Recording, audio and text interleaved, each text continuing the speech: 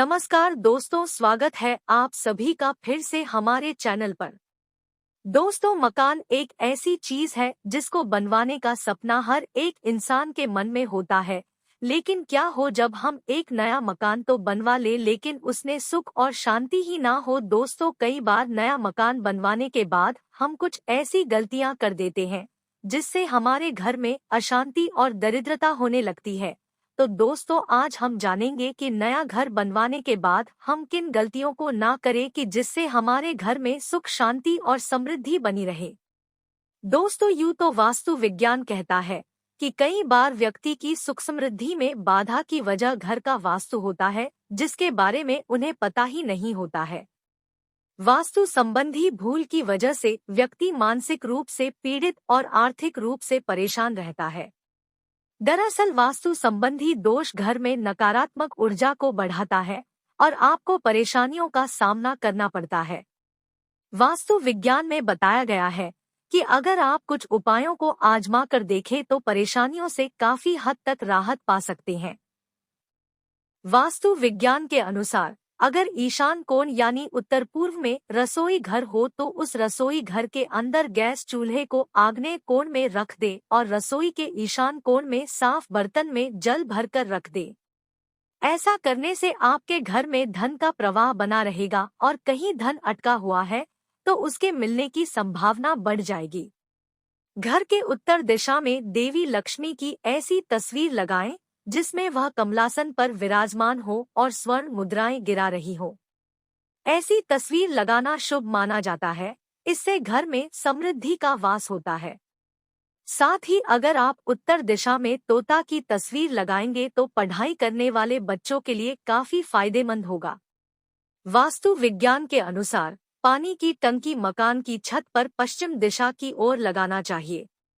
इस दिशा में छत के अन्य भागों से ऊंचा चबूतरा बनाकर पानी की टंकी रखना चाहिए। वास्तु के नियमानुसार यह बहुत ही शुभ होता है। घर का मुखिया अगर भगवान शिव और चंद्र देव के मंत्रों का हर रोज जप करता है तो उसके यहाँ सुख और शांति का वास रहता है। वास्तु के नियमानुसार घर के बड़ों को नियमित शिवजी के मंत्रों का जप करना चाहिए, इससे घर में बरकत आती है।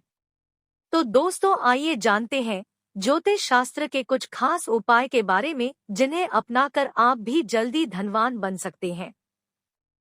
घर में पूजा करते समय कपूर जरूर जलाएं। यह नकारात्मक ऊर्जा को खत्म करके सकारात्मकता लाता है। इसके अलावा शाम के समय पूजा में सरसों के तेल का दीपक लगाएं और उसमें लौंग भी डाल दें। ऐसा करना बहुत शुभ माना जाता है। जब भी रोटी सेंके तो पहले तवे पर दूध के छींटे मारे और पहली रोटी गाय को दे। ऐसा करने से मां लक्ष्मी प्रसन्न होती है और घर में बरकत आती है। हर रोज पक्षियों को दाना डालें। ऐसा करने से करियर और तरक्की के बीच आ रही सारी बाधाएं दूर हो जाती है और जीवन में सुख समृद्धि आती है। इन सब से अलग सप्ताह में एक बार घर में गूगल का धुआं करना बहुत शुभ माना गया है। इससे मन प्रसन्न होता है और घर में सकारात्मकता आती है। हर गुरुवार को तुलसी के पौधे को दूध चढ़ाएं। इससे आर्थिक स्थिति में तेजी से सुधार होता है। मां लक्ष्मी को प्रसन्न करने के लिए शुक्रवार का दिन बेहद खास माना गया है। ऐसे में शुक्रवार की रात मां लक्ष्मी की विधि विधान से पूजा करके उन्हें दूध से बनी मिठाई का भोग लगाएं। इससे मां लक्ष्मी प्रसन्न होकर खूब धन देती है। साथ ही शनिवार के दिन पीपल के पेड़ के नीचे सरसों के तेल का दीपक जलाएं। इससे शनि और मंगल ग्रह शुभ फल देते हैं। साथ ही दोस्तों, प्रकृति का यह नियम है कि आप जितना देते हैं वह उसे दोगुना करके लौटा देती है। यदि आप धन या अन्न को पकड़कर रखेंगे तो वह छूटता जाएगा। दान में सबसे बड़ा दान है अन्नदान। निम्नलिखित उपाय करने से घर में अन्न के भंडार भरे रहते हैं। दोस्तों, ध्यान दें कि घर में क्रोध, कलह और रोना धोना आर्थिक समृद्धि व ऐश्वर्य का नाश कर देता है, इसलिए घर में कलह क्लेश पैदा न होने दें।